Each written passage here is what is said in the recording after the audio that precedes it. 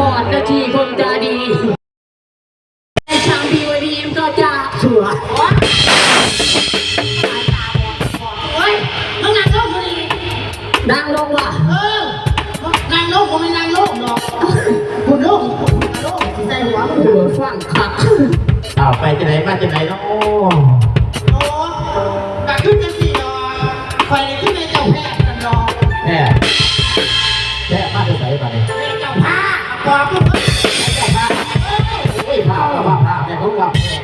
ขึ้นจะสี่ดอกคอยเลยเป็นเจ้าผ้าคอยไปสิมาหาจ่างหมอลำกันดอกจะสิว่าจ้างหมอนะ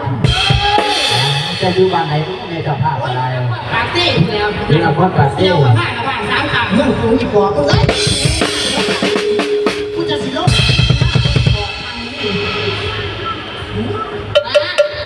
อย่าบายนุ่มคอย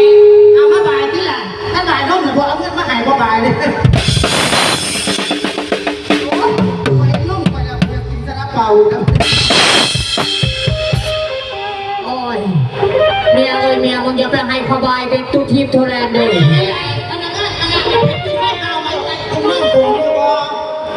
แม่แนวนี่แบบฉันบอกว่าเป็นไส้เราไม่เตะทีมเมืองกรุงโอ้ยสวัสดิ์อลังการยิ่งใหญ่เท่อะไรจะมีที่น้ำมือเอากระสีถามเองอันแม่เจ้าภาพสิไปจะไหนจะไหนจะที่เราเขาไว้เสียเอ็ดปุ่นหาผัวสะดอเอ็ดปุ่นหาผัวไม่ยังเขาเซ็ดปุ่นหาผัวแสดงว่าเจ้าท่านได้ผัวของเจ้าแต่ผัวคอยจะมีอยู่แต่ว่าคอยจะขาตื้นอยู่ถ้าปุ่นหาผัวไปพวกเราคนหาผัวเอ็ดปุ่นคนนั้นก็จะเอาผัวด้วยผัวมันต้องตายแต่ผมก็มีผัวแต่ว่าสิข้ามมือเลยฮะเอาผัวได้มือนั่นเลยโอ้สุดท้ายมันสิเอาผัวซองผัวชามนะนี่คุณเอาผัวหามาเลยกูเอาหยอกกันซึ่งเรากูเอาแต่มึงกับประกอบมึงนั่งตายอันนี้ที่คุณเนี่ยอันที่สี่เป็นเจ้าภาพให้ถามนี่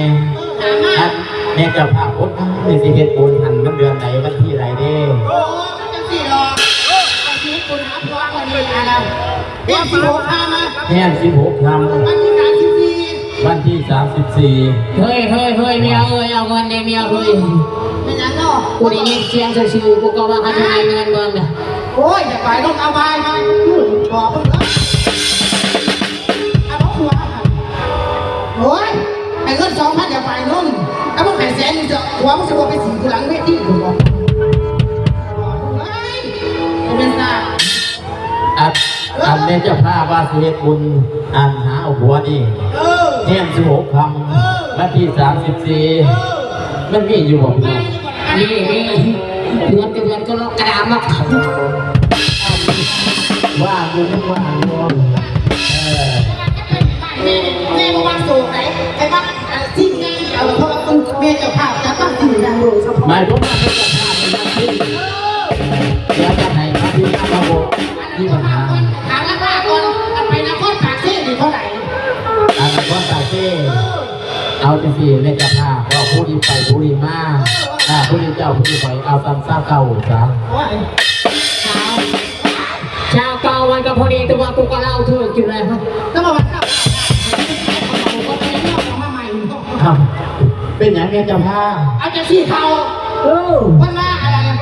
อันข้าวหัวล้านคนละเศร้าเก่าล้านคนละชาวเก่าล้านเมื่อขายหัวหน่อยเขาอยู่เรื่องสักวันไปมันไม่ต้องหาเอาแพ้นาวิธีเนี่ยมันก็ไรอาจารย์ซีซาบัวชาวเก่าล้านเนี่ยเขาว่ามันแพงเลยเฮ้ยเอา38 ล้านชาเอาจะเสียกัน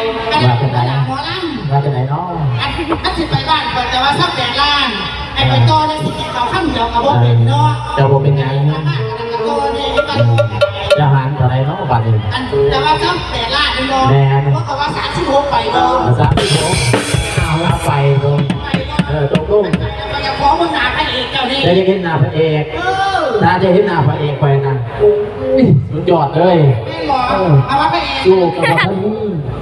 เนี่ยกับยังวันท่านนี่ยังเป็นโสดโยเมียมันยังโชคกว่าพระเอกอันที่ว่าจะบอกอันพ่อที่ใช่ไหมข้าวพ่อนี่ใช่หน้าจับจริงเอามาอย่างนี้ก็เองมา ไปสิจ่ากันเลยมาเกวจ่า เอาบังดาเอ้ย เงินหลายขึ้นอย่างนี้ บังดาเอ้ยเป็นมหาพญาบังดาแม่เจ้าพระพระเจ้าหมอลำ พระเอกหมอลำผมอยู่นะ อ้าวชื่อพระเอกคือสีแปลกๆว่ะ คือจังไหน ตอนนี้ใช่เขาคือชิมหมดเลยว่ะ วะยุ่ใจเราพระเอกคือคนหน้ากันคนไปตัดออกคนหน้าแล้วเราบอกขอทางนั่น แม่เจ้าพระพระเจ้าหมอทำคุณมาจะเห็นหาบังดาซะเด้ อยู่ซอยดาบ้าดาวเท่าโอ้ยกูอยากตาดีกูอยากเห็นโฮงเลยกูชิเบิ้งหาพระเอกกู แม่เจ้าพระ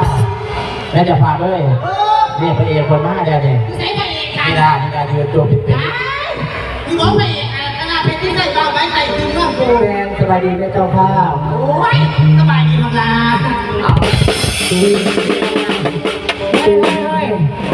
บ่เอาเด้อบ่เอาเด้อพระเอกขนาดนี้บ่เอาเด้อ เป็นไงเด็กทุกกลุ่มต่ำแน่ ว้าแล้วก็เป็นอย่างที่เราคุยมาจากใช่ไหมล่ะใช่ไหมเจ๊แม่ก็มาสูบเด้อแม่มาสิ่งจะมาให้รับเดือดต่อก่อนให้แม่ฟังก่อนรับคำร้องผู้บุญเด้อบังหลาเด้อถ้าจะปล่อยแม่เมื่อจะได้สิบเด้อไปให้เมื่อไป เอาใจเพื่อนก่อน ไม่เป็นเจ้าภาพมาเสียแค่ถึง5 ล้านแม่เบิ่งก่อนแล้วก็สิให้แม่เบิ่ง อาการใจฟังก็เลยเจ้าพระเรียนมาครับเรียนแบบบอเรียนจะรับสิ่งเรื่องมา เอาลามเรืองแล้วก็มาลามสีแล้วก็มายังไปทางใดแล้วกัน เป่าแก้มคืนมาเนี่ยเอาพวกกระตาบอดที่นี่ อ้าวอยู่ชายผู้